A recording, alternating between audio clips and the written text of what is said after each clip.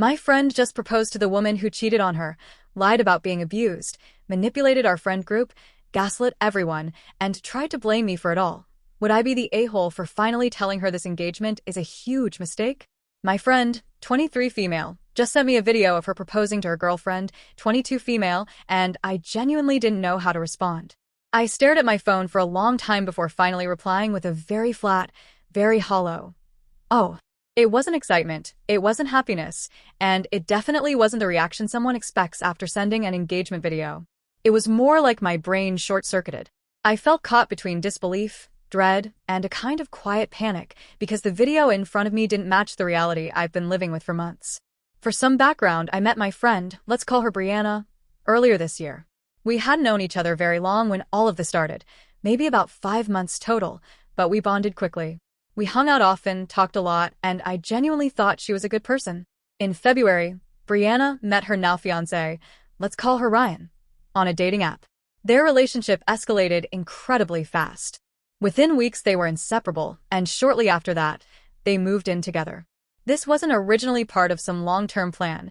It happened because of some really unfortunate circumstances on Ryan's end that I won't go into detail about. About 2 months into their relationship, Brianna started introducing Ryan to our friend group. At first, everything seemed normal.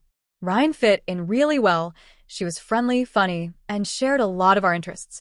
We all liked her. It felt natural that we started talking to her outside of group settings, whether that was texting, gaming together online, or just chatting casually. Nothing about it felt inappropriate or strange from our side. That's when the first cracks started to show. Brianna began getting noticeably jealous about the fact that we would talk to Ryan while Brianna was at work. She didn't like that we'd invite Ryan to play video games if Brianna wasn't home. This behavior felt very out of character for Brianna, at least compared to the person I thought I knew. It was possessive and insecure in a way I hadn't seen before. I remember feeling uneasy about it, but also questioning myself. Maybe I was misreading things, maybe it was just a rough adjustment period since they moved in together so quickly. Brianna and I did talk about it eventually. She admitted she was feeling insecure and said she was struggling with jealousy, and we agreed to set some clearer boundaries. On the surface, it seemed resolved, but internally something shifted for me. That conversation changed how I viewed her. It made me realize that I hadn't actually known her very long at all, and that the version of her I was seeing now didn't fully line up with the version I'd first met. Not long after that, Ryan started coming to me directly, and what she told me completely changed everything. Ryan told me that Brianna was abusing her. The first time it happened, Ryan called me while sitting in her car. She was sobbing, barely able to breathe, telling me she didn't feel safe in their apartment and that she needed to get out. She described things that went far beyond normal arguments or toxic behavior. Choking, screaming, throwing objects, explosive anger that came out of nowhere. She sounded genuinely terrified. This wasn't someone venting after a bad fight. This was someone who felt trapped and unsafe. Ryan begged me not to tell Brianna that she had contacted me. She said she didn't know how Brianna would react if she found out and was scared it would make things worse. After these calls, Ryan would delete her call logs so there would be no evidence that we had spoken. That detail alone sent chills down my spine. I have my own history with abusive situations, and because of that, I tend to default to believing victims unless there is a clear reason not to. Listening to Ryan triggered that familiar gut feeling, the one that tells you something is deeply wrong. I sympathized with her completely. I reassured her, encouraged her to think about her safety, and felt an overwhelming sense of responsibility knowing she might be in danger. What made everything even more confusing and disturbing was how differently Brianna talked about their relationship. When Brianna mentioned that they had fought, she would be vague to the point of being evasive. She'd ask for advice in very general terms, but shut down the moment I asked clarifying questions. She never wanted to discuss specifics, never wanted to explain what actually happened. Meanwhile, Ryan would call me again, crying, describing the same fights in detail, but from a completely different perspective.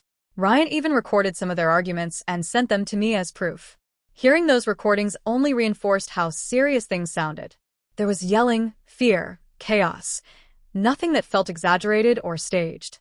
This went on for another 2 to 3 months, and it slowly wore me down in ways I didn't fully realize at the time.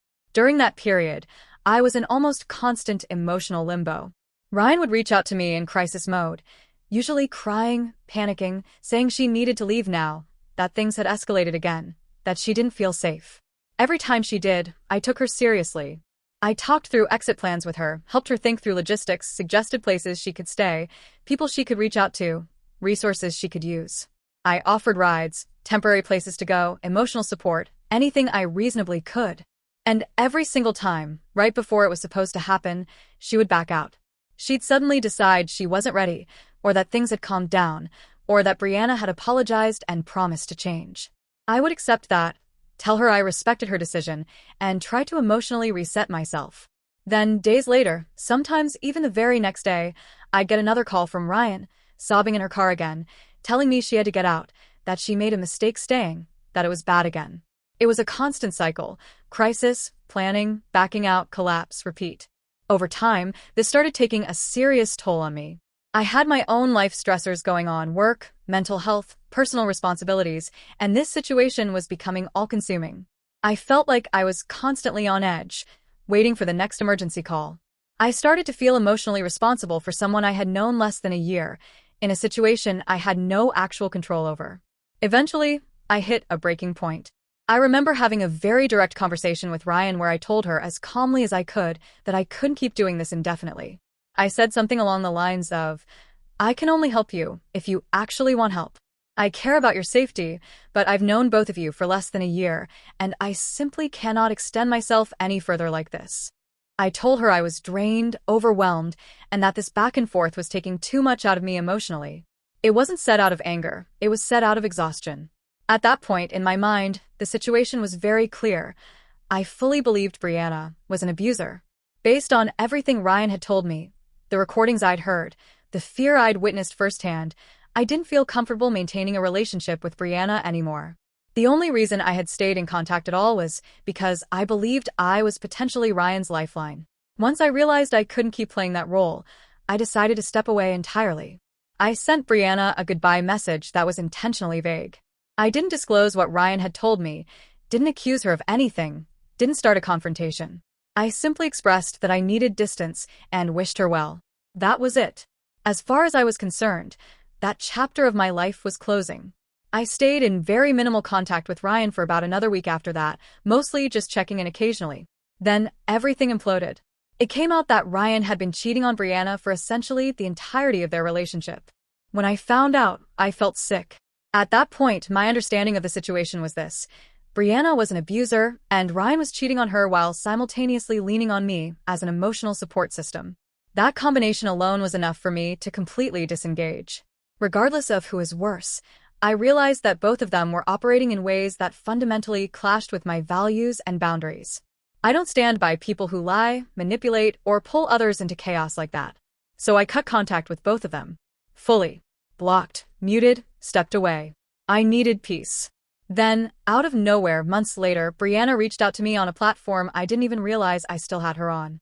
I don't check this app often, so I didn't see the message right away.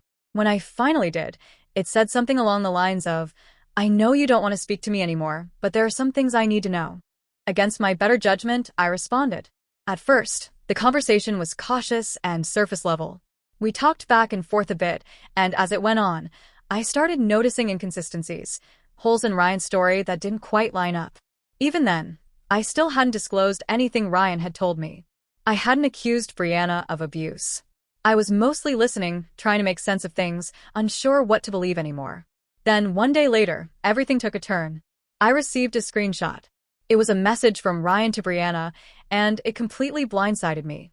In it, Ryan claimed that I had gaslit her into believing what was happening was abuse. That it was my idea for her to leave. That I planted these thoughts in her head and pushed her to see Brianna as an abuser. She made a series of wild, serious accusations about my influence and intentions. What stunned me most was that I hadn't even brought up what Ryan told me at that point. I hadn't confronted Brianna. I hadn't revealed anything. I had kept Ryan's disclosures private the entire time. So reading those messages, seeing myself painted as some manipulative mastermind, left me completely shaken. At this point, I was honestly laughing out loud while reading the messages, which completely confused my girlfriend, who was sitting right next to me.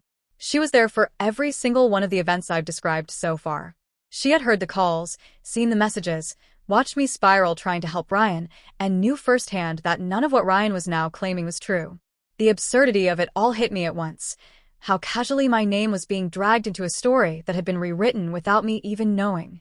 What made it even stranger was that Brianna wasn't hostile toward me at all during this conversation. She wasn't accusing me, yelling, or trying to corner me. She was calm, almost detached, and very clearly just repeating what Ryan had told her. It felt less like a confrontation and more like someone genuinely trying to figure out what the hell had happened. Thankfully, I am the kind of person who never deletes messages. I have entire conversations archived going back years. So, I sent Brianna everything. Every text Ryan had ever sent me saying things like, "I need to get out. Brianna is crazy. I don't feel safe. Can you help me find a way to leave? Please don't tell her I talked to you." I sent screenshots of call logs showing how often she had called me while sitting in her car, usually late at night or during moments of crisis. I laid it all out, chronologically, without commentary, without spin. Ryan, on the other hand, had conveniently deleted most of her messages, except for the ones where I was venting or expressing concern about Brianna. Those were the only ones she kept, completely stripped of context, which is what prompted Brianna to even ask me about it in the first place. Brianna told me that when she saw those messages alone, they didn't sound like me, and something about them felt off. That's why she reached out. I told Brianna, very plainly, that she didn't have to believe me. I said I had nothing to gain or lose at this point, that I wasn't trying to get back into anyone's life or stir anything up. I was just telling the truth and providing receipts. What she chose to do with that information was up to her. After looking through everything, Brianna told me she believed me. She said she didn't really think what Ryan had been telling her made sense, and seeing the full context confirmed that for her. She thanked me for answering her questions, wished me the best, and we ended the conversation on neutral, almost cordial terms. I felt relieved, but also deeply unsettled. It wasn't vindication. It was more like closure mixed with sadness that things had gotten that messy in the first place. A few days later, I received a message from Ryan. She admitted that she lied. She said she had blown everything out of proportion, that things weren't really like that, and that she had made a huge mistake. She apologized and said she was sorry for everything. I didn't respond. I needed space to process the fact that for months I had been emotionally wrecked trying to help someone who, at best, was unreliable with the truth and, at worst, had actively manipulated multiple people to protect herself. About a month later, I reached back out to Brianna. I thought about it carefully and decided that, given everything that had happened, we might still be able to be friends in some limited capacity. I was honest with her and set clear boundaries. One of the biggest ones was that I wanted minimal contact with Ryan. I understood that she was part of Brianna's life and that total avoidance would be impossible, but I did not want to be personally involved with someone who had lied to me, lied about me, and attempted to shift blame onto me to save herself. Brianna understood this and respected it. Over time, we slowly started talking again very casually. Shared interests, random conversations, memes. Nothing deep, nothing emotionally charged. It felt safe and distant enough that I thought maybe everything had finally settled. Then, today happened. Brianna messaged me and asked if it was okay if she showed me what she got Ryan for Christmas. I said yes, assuming it was a gift or something small. Instead, she sent me a proposal video. As I watched it, my stomach dropped. All I could think about was everything I knew that Brianna was choosing to move forward from. The cheating, the lies, the false abuse allegations, the manipulation, the friendships that were destroyed along the way. To me, this felt like watching someone knowingly walk into a fire. I genuinely believe this is a massive mistake, and it scares me how fast everything is moving again, given their history. But now I'm questioning myself. Maybe I'm too close to the situation. Maybe I'm still biased by everything that happened. Maybe this isn't my place anymore. Would I be the a-hole if I told her, honestly, that I think proposing to someone who cheated on her, lied about her being an abuser, destroyed friendships, and repeatedly rewrote reality to cover her own tracks is a terrible idea? Or is this one of those situations where saying nothing is the only acceptable option, even if I genuinely believe she's making a life-altering mistake?